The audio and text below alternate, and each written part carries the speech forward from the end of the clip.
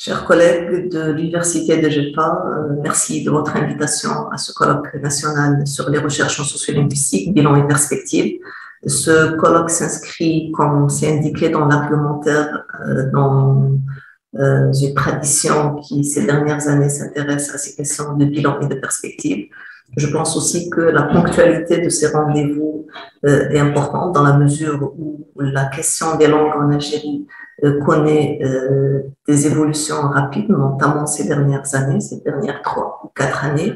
Il y a eu des évolutions, il y a eu des changements, il y a eu des polémiques aussi sur les pratiques linguistiques, mais sur les représentations aussi. Il y a eu une évolution concernant les représentations linguistiques, mais concernant aussi les discours épilinguistiques autour des langues. Donc, je pense qu'il est très important d'organiser comme ça, de façon ponctuelle, des rendez-vous pour discuter de l'évolution, de la dynamique des questions linguistiques et identitaires en Algérie.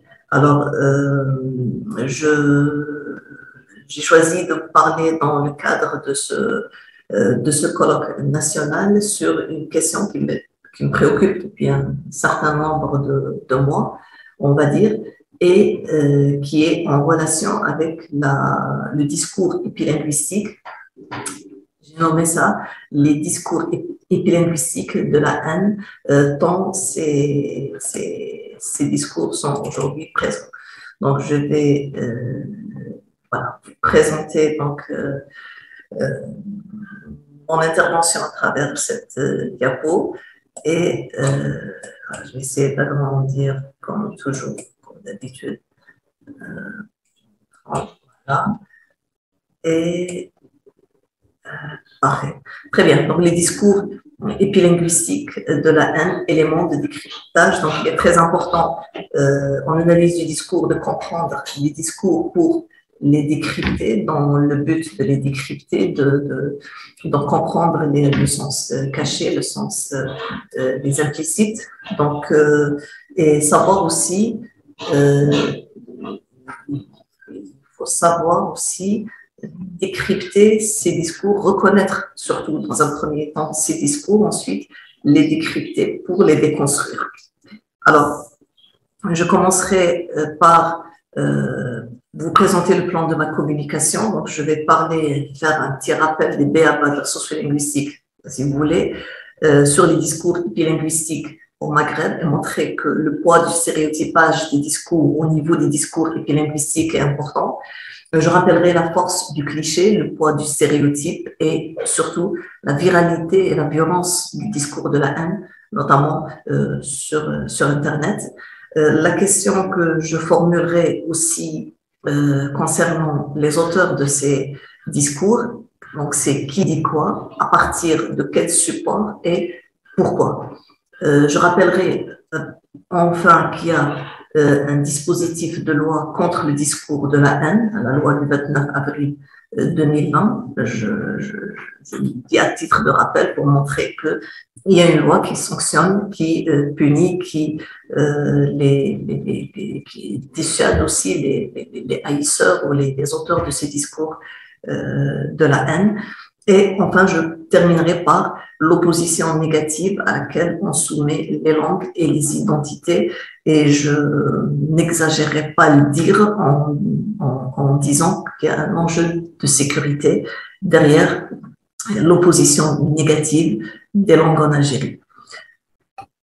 Alors, pour ce qui est du discours épilinguistique au Maghreb, pour ce qui est de l'héritage du stéréotype, on le sait, on sait que la gestion diglossique ou du contexte diglossique de l'Algérie ou la non-gestion du contexte diglossique en Algérie a engendré des tensions au niveau des représentations linguistiques et les représentations linguistiques sont en relation, je le rappelle, avec la diversité des pratiques linguistiques. Donc, pour chaque variété, on a des représentations, mais pour chaque langue, on a des variétés, et ces représentations liées aux variétés sont très souvent opposées les unes aux autres. Alors, ces tensions s'expriment à travers les discours épilinguistiques qui se manifestent à travers de nombreux phénomènes comme la stigmatisation des traits linguistiques, la valorisation de certains traits linguistiques. On est généralement dans l'auto-valorisation de ses propres traits linguistiques et dans l'hétéro-stigmatisation des traits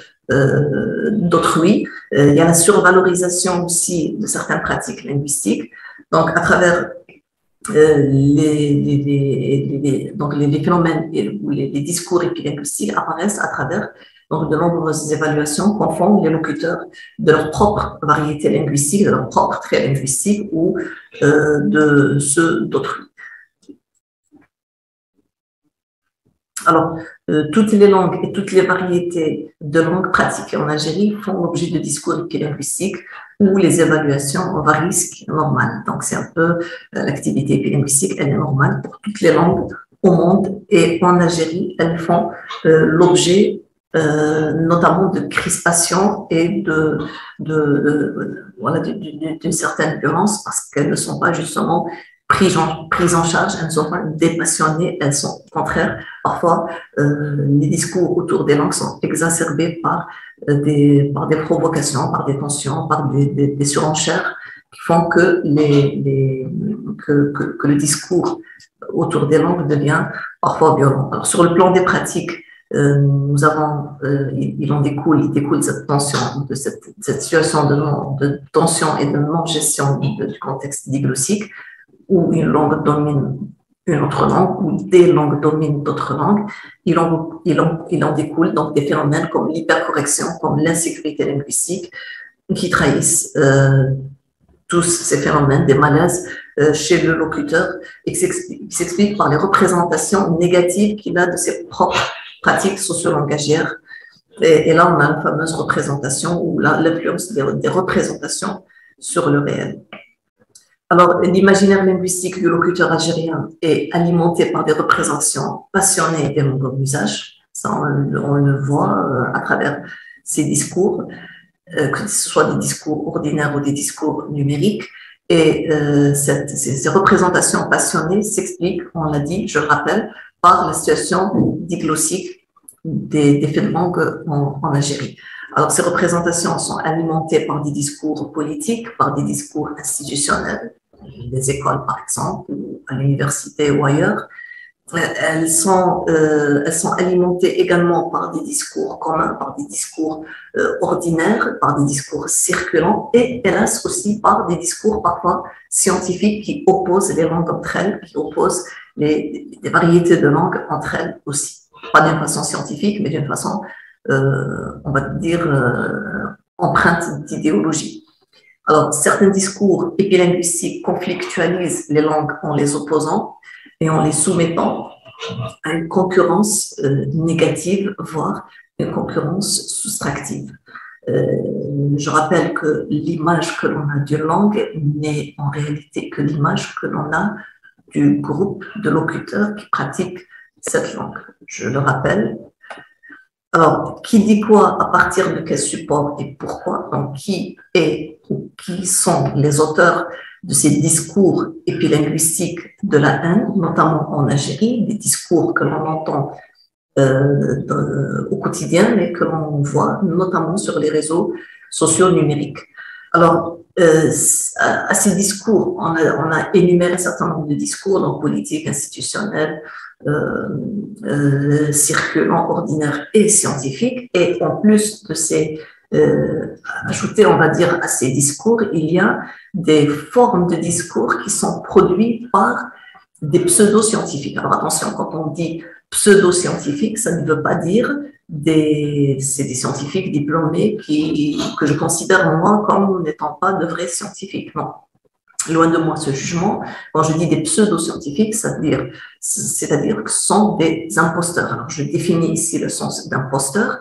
C'est celui qui usurpe le nom, la qualité ou le titre d'un autre, ou un titre qui ne lui appartient pas, qui n'a pas, et celui qui se fait passer pour quelqu'un, se fait passer pour autre que ce qu'il est. C'est-à-dire quelqu'un qui vous dit, moi je suis linguiste, alors qu'il n'a pas un diplôme en linguistique, il n'a pas un diplôme universitaire, peut-être qu'il a commencé à faire de la linguistique, il a arrêté en cours de chemin, mais il n'a pas fait de linguistique, il n'a pas ce diplôme dont il qu'il revendique et qu'il utilise pour avoir une certaine légitimité, pour donner de la légitimité à son discours. Donc, c'est des imposteurs, c'est des personnes physiques et morales, donc juridiquement responsables. Ça peut être des essayistes aussi, donc ils vont produire des formes de discours épilinguistiques haineux. D'accord? Alors, sur les RSN, les relayeurs de ces discours sont dits les mauvais locuteurs ou les trolls, les haïsseurs en anglais.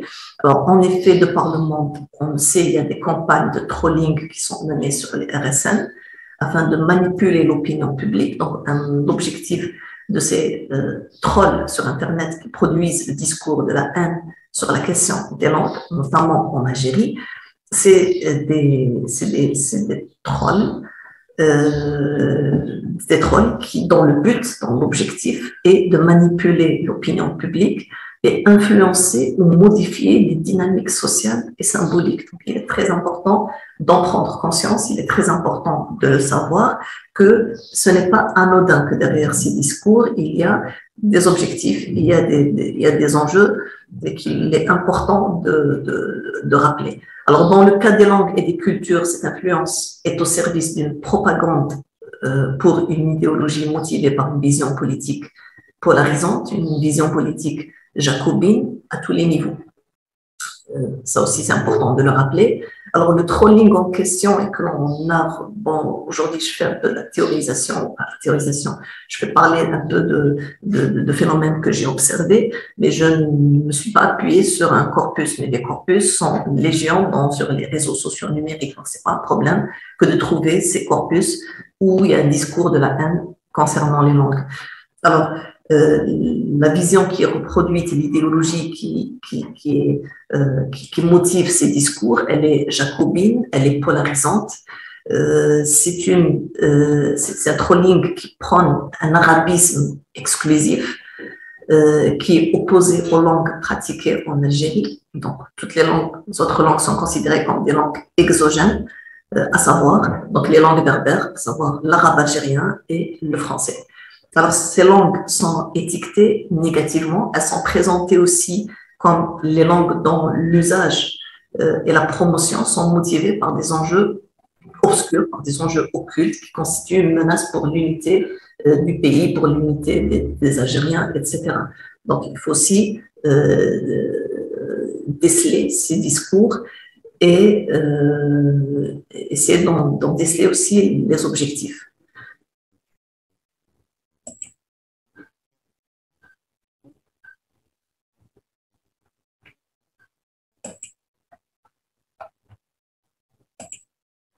Alors, la finalité, donc, ou les objectifs de ces discours, c'est de s'accaparer du champ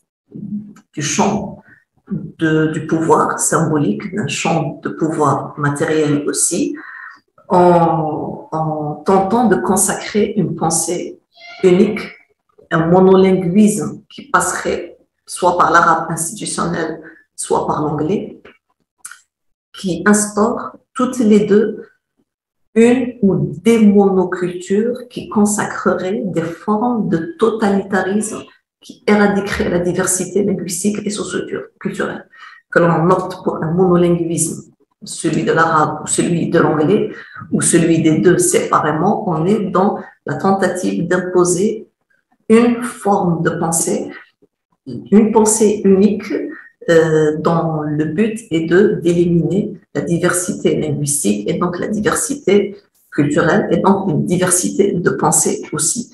Le monolinguisme va de pair avec le monoculturalisme. Alors, les mauvais locuteurs ou les usurpateurs d'identité professionnelle et scientifique recourent à des stratégies discursives, argumentatives et rhétoriques qui sont le contraire de l'investigation scientifique, à l'instar donc du révisionnisme, le recours à des amalgames, le négationnisme, le complotisme, le raisonnement sophistique qui est en apparence qui paraît logique, rigoureux, mais qui est en réalité fallacieux. Donc ça, c'est quelques stratégies discursives qui sont mises en œuvre par les les haïsseurs ou les producteurs des discours de la haine pour induire en erreur les lecteurs de ces discours, les récepteurs de ces discours. Alors, il y a aussi une diabolisation de la revendication des droits linguistiques et culturels en créant l'amalgame, confusion avec le séparatisme, avec l'indépendantisme, ainsi qu'avec des mouvements extrémisme de tout bord. Donc, le but, c'est aussi de décrédibiliser les acteurs qui défendent des droits linguistiques culturels.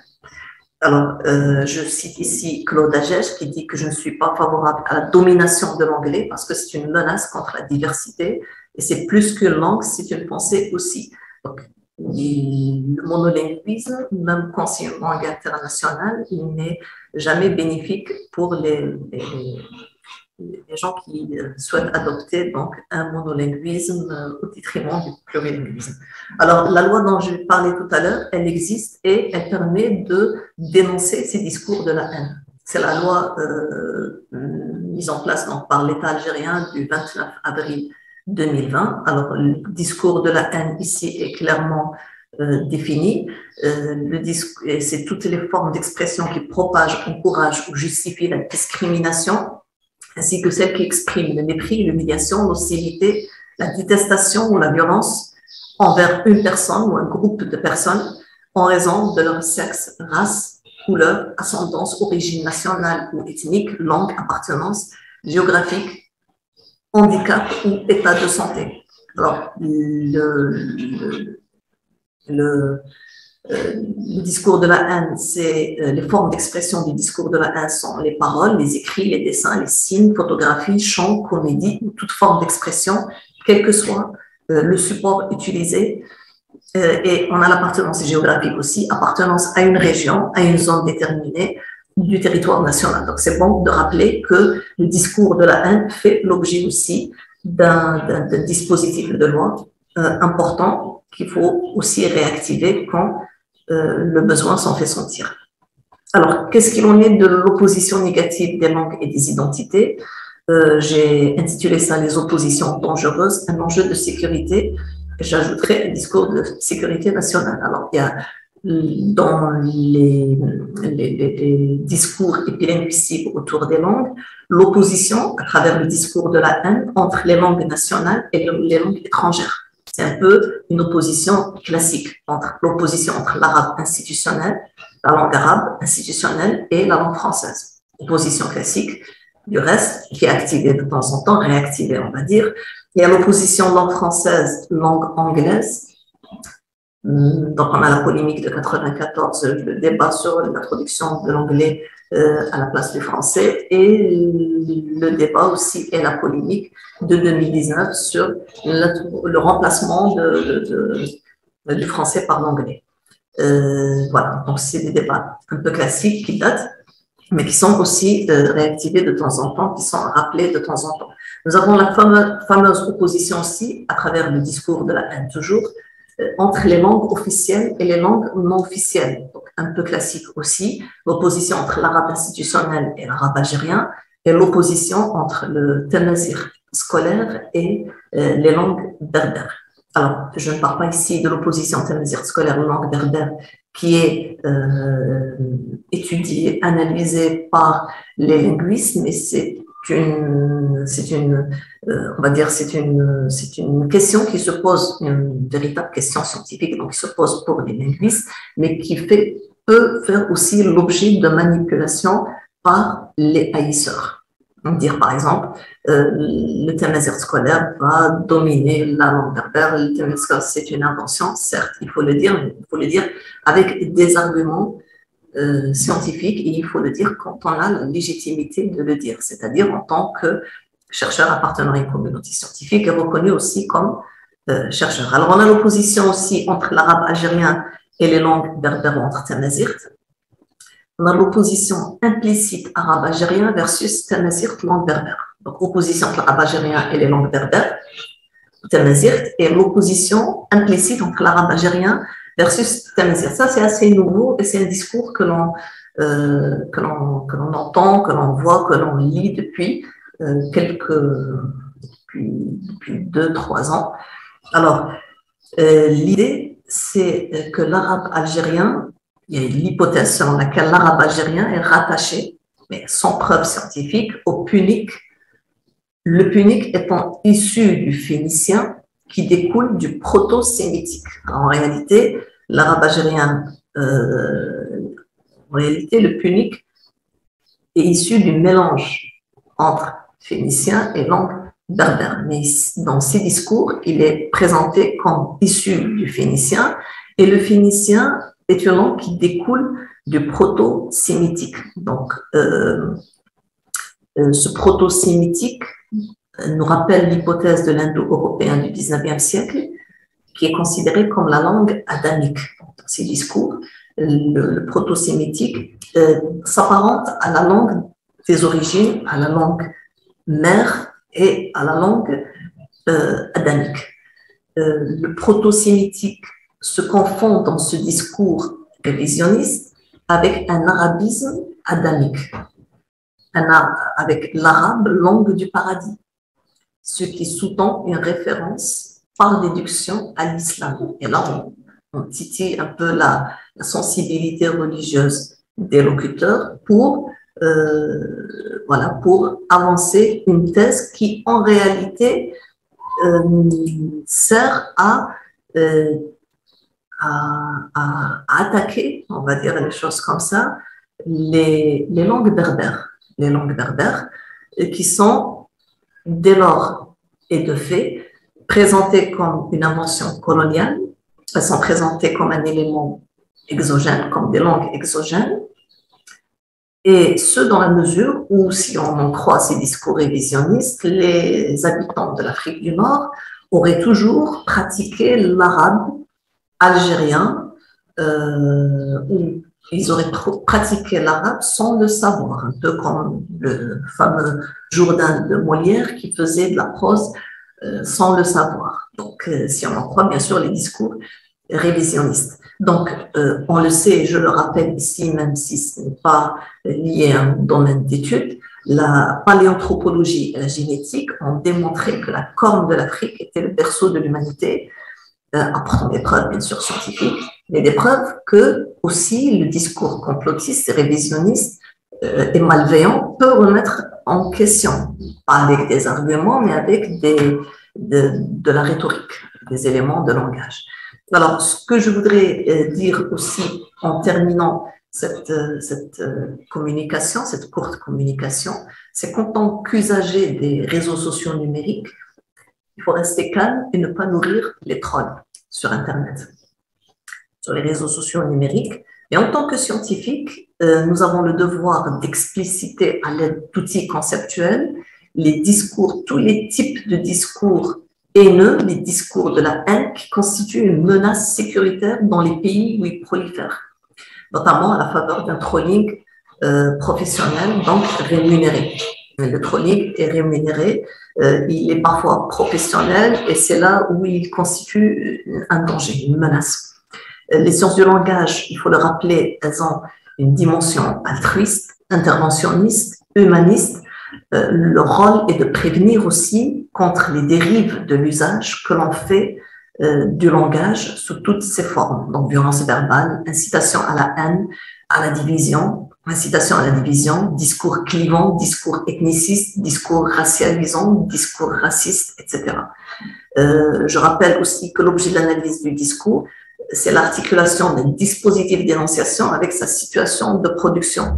Mais cette situation de production, ça peut être une position dans un champ symbolique, politique, religieux, autre. Un traitement qualitatif du discours est à même de révéler les procédés discursifs et techno-discursifs sur les RSN qui sont mobilisés dans la production des discours multimodaux de la haine, parce qu'ils revêtent plusieurs facettes, plusieurs modes, plusieurs formes sur les réseaux sociaux numériques. Alors, là aussi, il faut faire la part des choses parce que dans les récits identitaires concernant les communautés linguistiques, par exemple, il y a une part de mythe, il y a une part d'exagération. Il y a la part de la caricature, il y a la part de la légende aussi. Donc, le travail de déconstruction des mythes, de la déconstruction des récits identitaires mythiques doit se faire par les linguistes, en utilisant ou en recourant aux méthodes de l'analyse du discours, parce que, à défaut, ce sont les trolls qui vont le faire, qui vont s'occuper de relever le mythe et d'exagérer la part du mythe pour décrédibiliser le travail scientifique sur l'effet de langue, Alors, le travail scientifique doit se faire par de véritables chercheurs, par des chercheurs aussi qui, sur le plan éthique, sont responsables et sont responsables sur le plan éthique et déontologique. Je dis ça et je ne développe pas ici. Le travail scientifique gagne à s'accompagner d'un effort aussi de vulgarisation via divers supports pour que les discours de vulgarisation aussi atteignent le grand public, celui-là même qui est visé par les trolls pour influencer l'opinion publique. Voilà. Je vous remercie beaucoup de votre attention et je reste attentive à vos questions, à vos remarques. Merci encore une fois de l'organisation de ce colloque. Merci à ma collègue Saliha Khaldi donc de nous avoir offert cette belle opportunité pour discuter encore de la question et des questions qui nous passionnent, de la question linguistique en Algérie. Merci et à très bientôt. Au revoir.